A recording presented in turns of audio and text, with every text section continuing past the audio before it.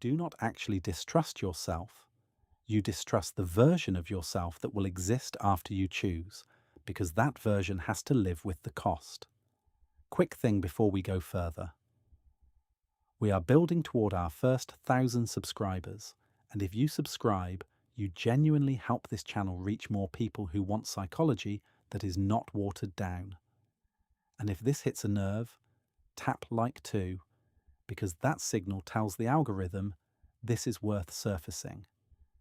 Now, if you have ever stared at two options and felt your brain go strangely quiet, like your internal compass has no signal, that is not laziness.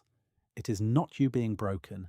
It is a predictable clash between three different decision systems in your mind that are not trying to agree with each other. And the tragedy is, most advice assumes you have one unified self-making choices. You do not. You have a committee. And when that committee loses trust, it starts sabotaging the vote. Here is what is actually happening. Your mind treats a decision less like what do I want, and more like which future version of me do I have to become, and will I respect that person? That is why you can be competent at work and still freeze over a relationship. That is why you can give great advice to a friend and feel paralyzed about the same situation in your own life. The problem is not intelligence, it is internal credibility. Let me show you the first mechanism that quietly destroys self-trust. Your brain confuses uncertainty with unreliability. Uncertainty is information. Unreliability is a character judgment. But people fuse them. If you grew up in environments where mistakes were punished, or where your preferences were dismissed, you learned a rule. Feeling unsure means you are wrong. So when you feel the normal ambiguity of a real choice, your nervous system interprets it like evidence that you cannot be trusted. And then you look for a different authority, a parent in your head, the internet, a partner, a spreadsheet, a spiritual sign, anything. Notice the pattern here. The less certain you feel, the more you outsource. The more you outsource, the less evidence you collect that you can survive your own choices. Then next time, you trust yourself even less. It is a self-reinforcing loop, and it looks like I am bad at decisions, but it is really I have not built a track record of staying loyal to my own outcomes. Now here is where it gets interesting. Self-trust is not a feeling. It is a prediction model. Your brain is constantly doing what neuroscientists call predictive processing. It tries to guess what will happen next based on past data. When you say I trust myself, what you really mean is my brain predicts that if I choose, I will follow through, I will adapt, and I will not abandon myself emotionally. When you say I do not trust myself, your brain predicts the opposite, that you will panic, flip-flop, self-attack, or numb out. So the question is not how do I become confident? The question is what data has my brain collected about me? Because the brain is not moral, it is statistical. If your history includes promising yourself things and then breaking them, not out of weakness but out of overwhelm, your brain updates. This person does not keep commitments. If your history includes choosing something and then punishing yourself for months, your brain updates. Choosing leads to pain. So of course you hesitate. Hesitation is your mind trying to prevent a predictable injury. And if you want a micro hook to hold on to, it is this. You rebuild self-trust the same way you rebuild trust with another human. Not by insisting, by becoming predictable. Second mechanism. You are not afraid of being wrong. You are afraid of being trapped. Most people think indecision comes from not knowing which option is best. That is the surface story. Underneath, the fear is irreversibility. When you do not trust yourself, you assume your future self will not be able to course correct, so every decision feels like a permanent identity tattoo.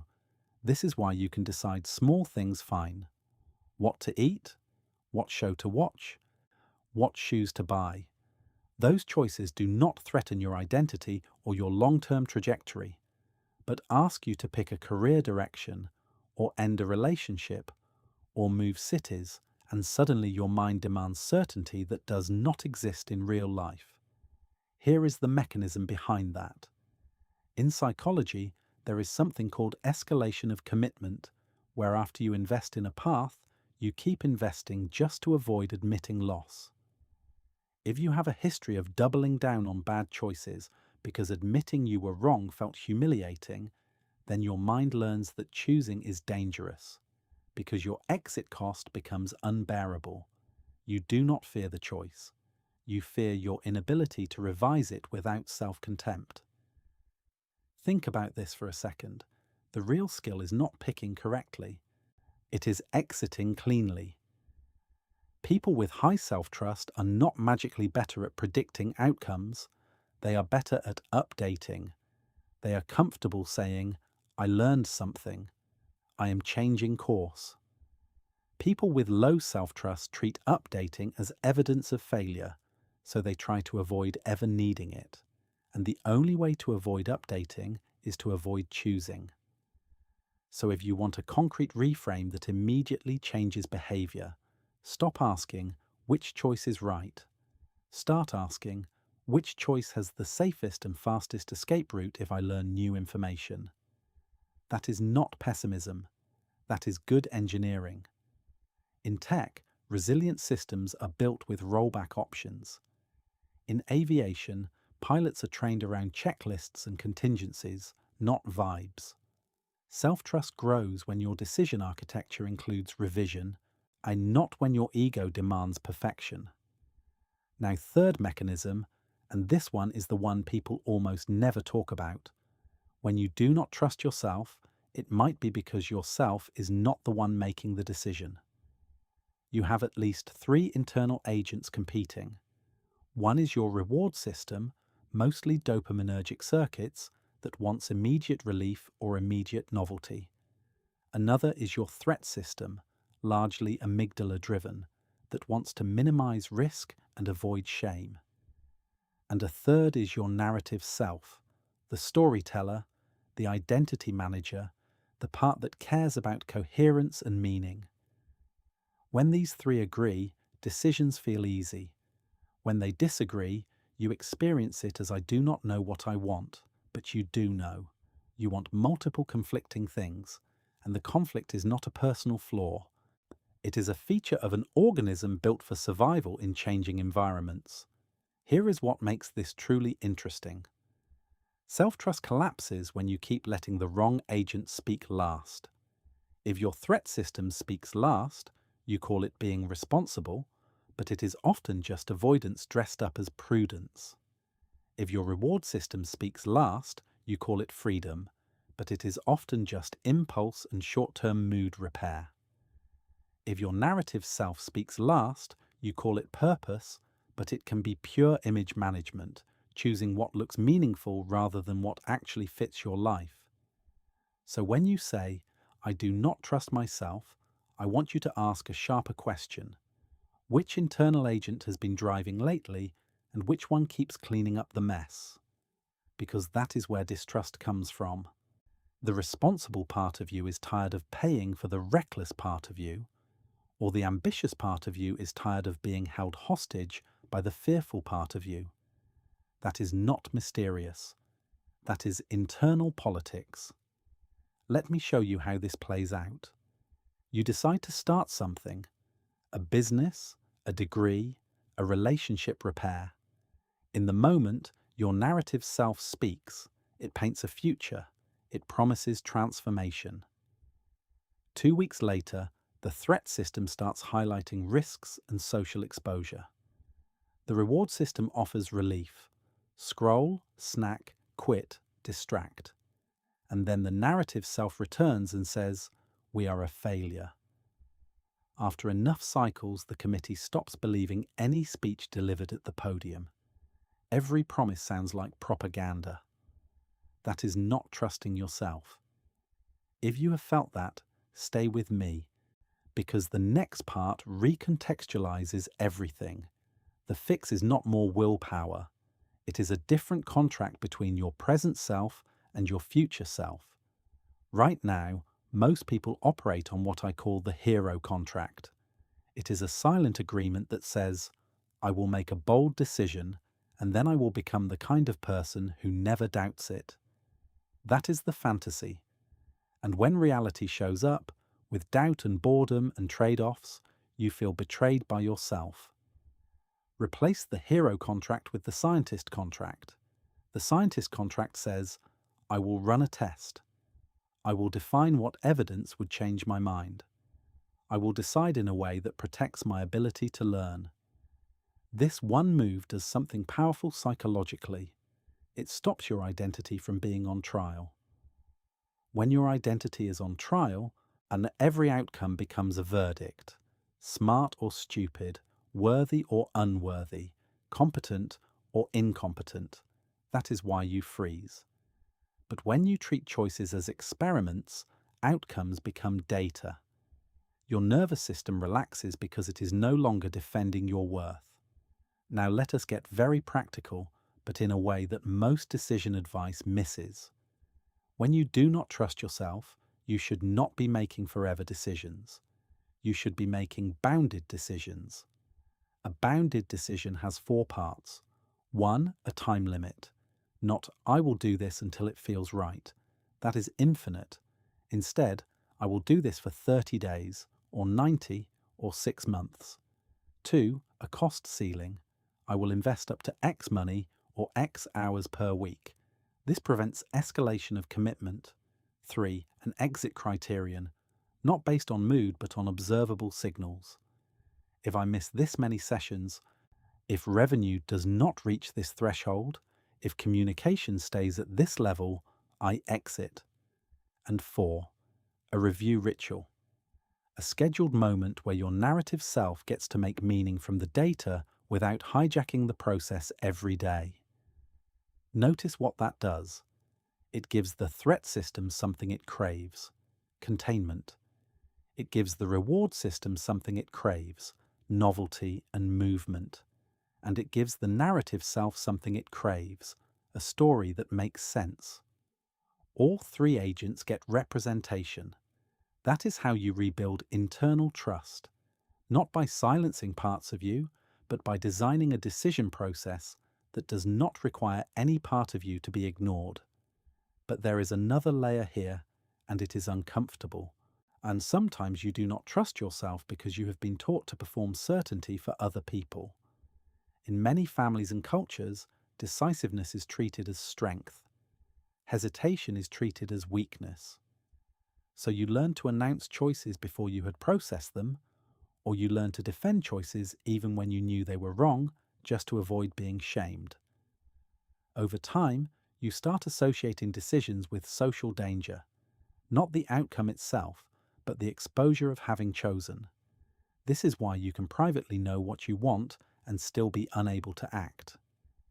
Action makes it public. It triggers evaluation. Your nervous system is not responding to the decision. It is responding to the imagined tribunal. So here is a weird but effective question.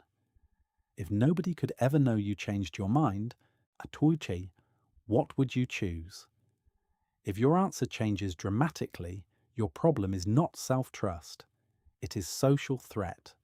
And that changes the intervention. You do not need more inner confidence. You need more privacy in early decision-making.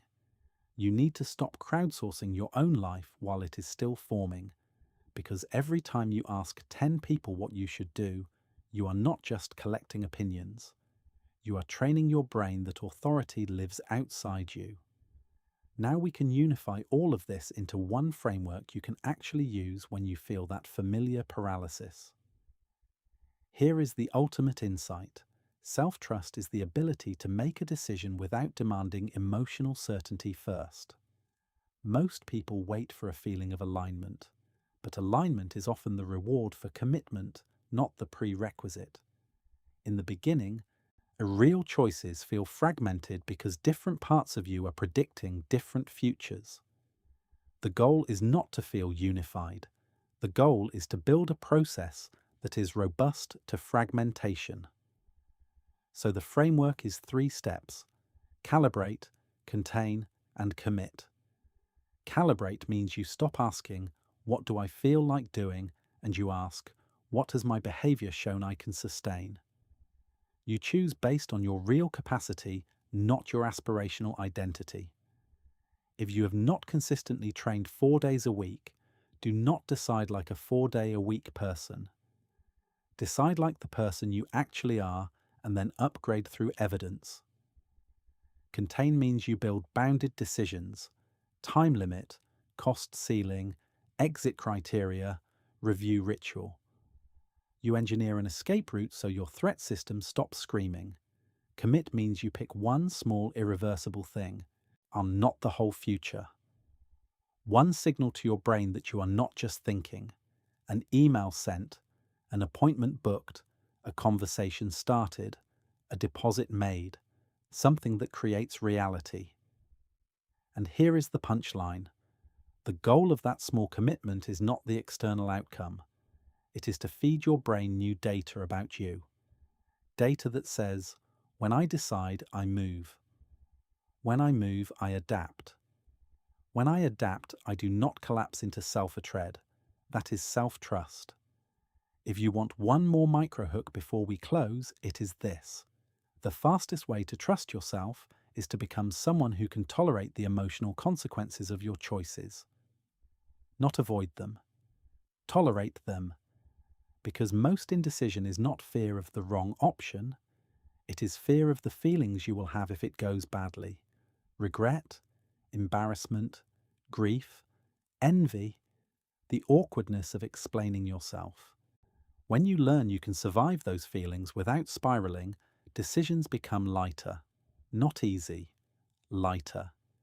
You stop treating them like moral judgments and start treating them like navigation. So next time you are stuck, do not ask, "What if I choose wrong?" Ask, "What if I choose, learn, and revise without making it mean something about my worth?" That single question is the hinge. If this changed how you see your indecision, tell me in the comments what kind of decision you keep postponing and whether it feels like uncertainty, social threat, or fear of being trapped. And just notice this week, every time you say, "I do not trust myself," ask, which part of me is speaking and which part is tired of paying? Because the moment you can name the committee, you can finally lead it. You do not need a perfect inner compass. You need a decision process that makes you believable to yourself.